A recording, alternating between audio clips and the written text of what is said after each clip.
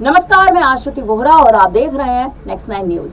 जब से उत्तर प्रदेश में भारतीय जनता पार्टी की हार हुई है, उसके बाद से ही सीएम योगी आदित्यनाथ के इस्तीफे के मांग लगातार तेज हो चुकी है। इस्तीफा मांगा जा रहा है योगी आदित्यनाथ का। कयास तेज है कि अब योगी आदित्यनाथ बेहद जल्द इस्तीफा दे सकते हैं और अगर वो इस्तीफा देते हैं तो इसमें बड़ा और इसमें अगर आप देखें तो बड़ा रोल या कहीं की बड़ी भूमिका भारतीय जनता पार्टी की होगी, बीजेपी आला कमान की होगी, क्योंकि बीजेपी आला कमान अब लगातार एक तरह से एक प्रेशर में बन चुका है कि उत्तर प्रदेश आपने हार दिया योगी आदित्यनाथ के चलते, तो क्या अब आप योगी आदित्यनाथ को इस्तीफा नहीं दिलवाएंगे?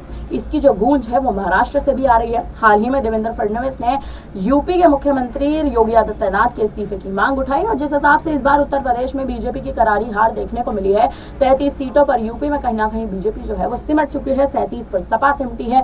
उसी उत्तर प्रदेश में कहीं ना कहीं यूपी में उसी उत्तर प्रदेश में इस बार बीजेपी सिमटी है जिस उत्तर प्रदेश में हिंदुत्व के नाम पर हमेशा वोट साधे जा रहे थे, लेकिन अब उसी राज्य में कहीं ना कहीं घमासान मच चुका है बीजेपी की हार के बाद। और सबसे बड़ा घमासान मचा है अयोध्या में, जिस हिसाब से बीजेपी हारी है। अयोध्या में आपको बता दें कि अयोध्या के बीजेपी प्रत्याशी लल्लू सिंह की हार जो है वो कहीं ना कहीं भारतीय जनता पार्टी के लिए बड़ा झटका है। लल्लू सिंह को चुनावी मैदान में उतारा भी इसीलिए ही गया था क्योंकि वहां पर प्रधानमंत्री मोदी के चेहरे पर वोटों का जो समीकरण है वो बढ़ता साफ तौर पर नजर आ रहा था। लेकिन सपा के प्रत्याशी जिस हिसाब से वहां से जीत दर्ज करके लेके गए हैं और बीजेपी प्रत्याशी दूसरे स्थान पर कहीं ना कहीं आकर टिके हैं, ये बहुत बड़ा झटका कहीं ना कहीं लगता नजर आता है।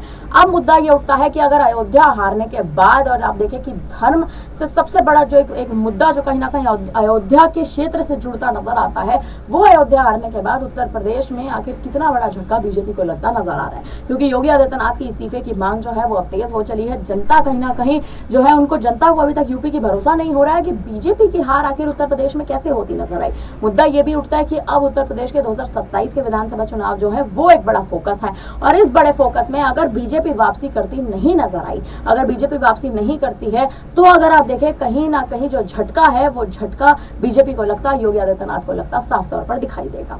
फिलहाल अब इस पर आपको क्या लगता है? आप क्या कहना चाहेंगे कि जिस हिसाब से समाजवादी पार्टी की जीत हुई और उत्तर प्रदेश में बीजेपी की हार हुई, इस पर आपको क्या लगता है? कमेंट करके जरूर बताएं। बाकी तमाम बड़ी खबरों के लिए बने रहे हमारे साथ, देखते रहिए नेक्स्ट 9 न्यूज।